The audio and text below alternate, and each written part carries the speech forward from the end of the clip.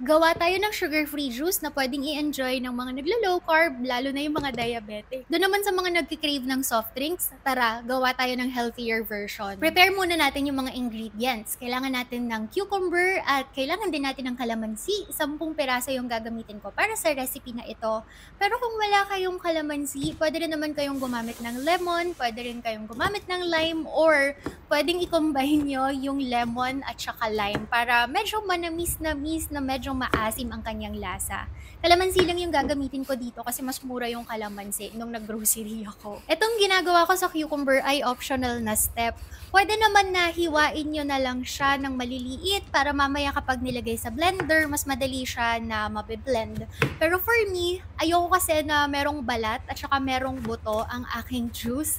Kaya kapag gumagawa ko ng juice, tinatanggal ko talaga yung kanyang balat, tapos tinatanggal ko rin yung buto. But again, kung gusto nyo na mas mataas ang kanyang fiber content at mas prefer nyo yung lasa na merong balat, then hindi nyo na to kailangan gawin. At syempre, yung kalamansi na hiniwa natin kanina, kailangan nating pigain yan para makuha ang kanyang juice. Kapag maghihiwa pala kayo ng kalamansi, make sure na hindi nyo mahihiwa yung mga buto para hindi magiging mapait yung kalalabasan ng juice ninyo. Yun yung reason kung bakit sa gilid ko hiniwa yung kalamansi kanina.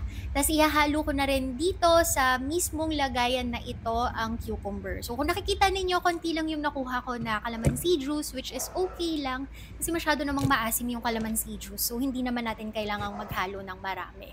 Aside from that, syempre maghahalo tayo ng pampatamis kasi masyadong maasim yung dalawang yan. Monk fruit yung gagamitin ko, pero meron pa kayong other options.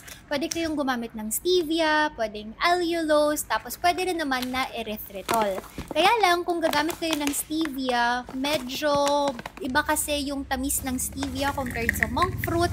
Lalo na kapag erythritol, medyo mas matamis kasi si erythritol at saka stevia. Kaya yung dami ng sweetener na nilagay ko dito, which is 1/3 cup ng monk fruit or almost 1/4 cup, is not applicable ha kasi masyado ngang matamis yung mga sweetener na yon. Kaya pagdating sa sweetener na ihahalo, huwag yung bibiglain yung paghalo Tikim-tikim muna para makuha nyo yung tamang timpla. Depende sa panlasa ninyo. I-blend lang natin lahat ng ingredients and after that, pwede na natin siyang ilagay sa bote. Hindi ako naglagay ng tubig, 'di ba? Kasi ito ay itinatago ko sa ref para kapag gusto ko or nagki-crave ako ng soft drinks or nagki-crave ako ng juice, kukuha na lang ako ng baso na merong yelo, mag-a-add lang ako ng konting tubig, tapos saka ko ilalagay yung ginawa ko or yung tinimpla ko kanina.